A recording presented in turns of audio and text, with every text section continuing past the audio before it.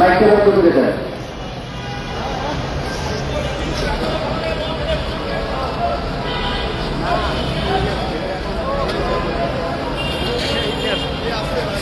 এখন জয়েন হয়ে গেলেন, বলুন আপনাদের কি দাবিতে এখানে দাঁড়িয়েছেন একটু বলেন। আমাদের দাবি হচ্ছে আমরা যারা 1 থেকে 12তম বৈধ সনদধারী নিবন্ধনধারী আছি তাদের অবশ্যই অতি দ্রুতই নিয়োগ দিতে হবে, এটা আমাদের দাবি।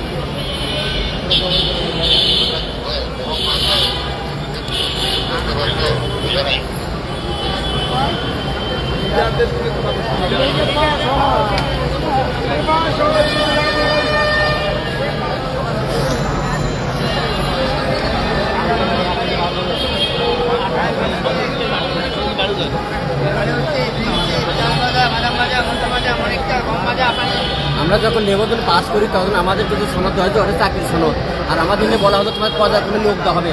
তারপর আমাদের সার্টিফিকেট ব্যবহার করে ও অন্যদিকে সরকারি দীপুমণি শিক্ষামন্ত্রী তারপরে আমাদেরকে ব্যবহার করে রোল নম্বর ব্যবহার করে তাকে চাকরি দেওয়া হচ্ছে, আমাদের বঞ্চিত করা হয়েছে। আমাদের দাবি ন্যায্য, আমরা দাবি না মানলে আমাদের অধিকার আমরা চালিয়ে যাব, আমরা আন্দোলন চালিয়ে যাব। আমরা চাকরি ছাড়া সনদ যারা কিছু যাবো না, অবৈধ সনদ যারা যাদেরকে চাকরি করে 60,000 আমাদেরকে ব্যবহার করে তাদেরকে চাকরি দেওয়া হচ্ছে এবং অর্থ বাণিজ্য করা হয়েছে, আমাদের অধিকার বঞ্চিত করা হয়েছে। আমাদের দাবি বৈধ, আমাদের নিয়োগটাও দিতে হবে। আমরা নিয়োগ ছাড়া কোনো অবস্থায় যাবো না, আমরা রাজপথ ছাড়বো না। এখানে প্রয়োজন হলে আমরা রক্ত আরো দেবো, জীবন দেবো, তাও আমরা নিয়োগ দেবো। সবাইকে ধন্যবাদ। আসসালামু আলাইকুম। আসলে আমাদের এটা দীর্ঘদিনের আন্দোলন, দীর্ঘদিনের দাবি। আমরা 1 থেকে 12তমরা সারা এই বৈষম্য শিকার হয়েছি। দেশের সরকারের আমলে আমরা প্রায় 17 বছরের মতো আমরা এখান থেকে বঞ্চিত হয়েছি।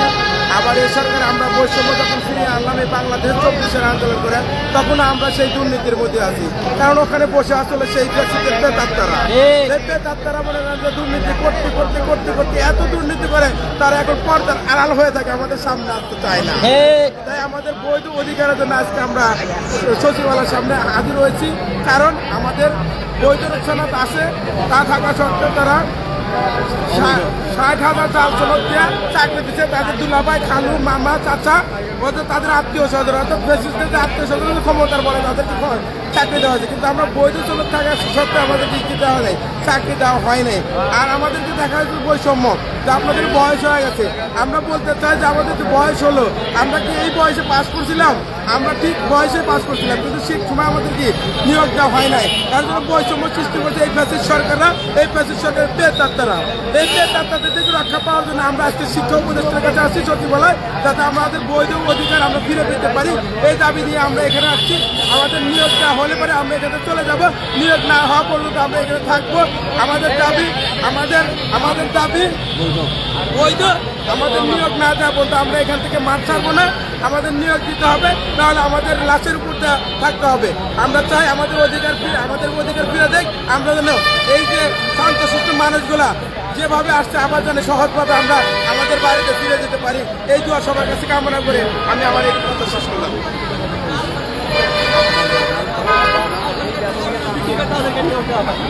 আমরা আজকে পিছিয়ে পড়ে গেছি, এইভাবে বারবার আমাদের সিস্টেম করে দিয়েছে এই বেকার সরকার। আমাদের এখন বলছে তোমাদের বয়স নেই, আমাদের কোনো বয়সের কোনো কথাই নয়। আমাদের নিয়োগ দিতে হবে, তারপরে পরিবার আবার কথা বলতে হবে। তারপরে 19 সালে আমাদের সে রায় পায় 2018, তারপর সেখান থেকে আমাদের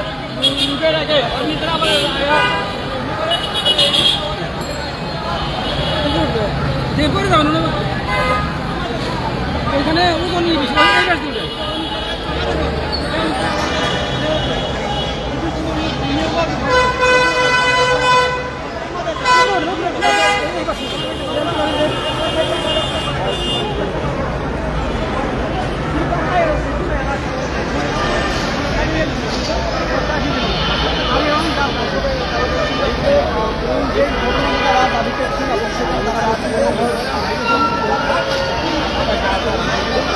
দাবি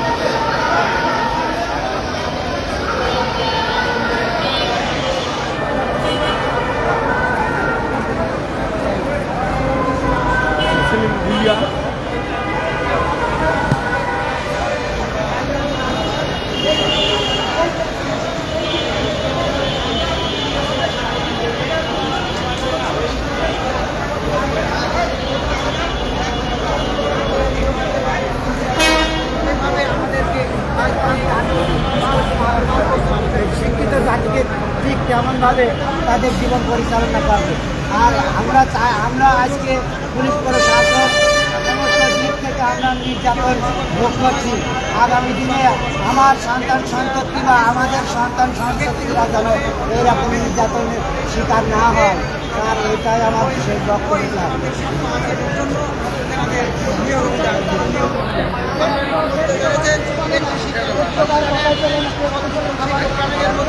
প্রিন্সিপাল সহ 50 জন তার নিবন্ধন সনদ পেয়েছে। এটা কে দিয়েছে? এটা কি পুলিশ মহোদয় দিয়েছে, না এটা র্যাব দিয়েছে, না এটা হলো কোনো সংস্থার কর্তৃক দিয়েছে? এটা দিয়েছে ইন্টিসার বোর্ড। এটা ইন্টিসার বোর্ড কেমন দায় এবং নিতে হবে, এই দায় এবং কেউ নেবে না, এই দায় কেউ এড়াইতে পারবে না। তাই এবং আমি মনে করি শিক্ষার একটি পছন্দ ঘটেছে। বর্তমান উপদেষ্টা ডক্টর মোহাম্মদ ইউনূস স্যার, উনি একজন নোবেল বিজয়ী ব্যক্তিত্ব।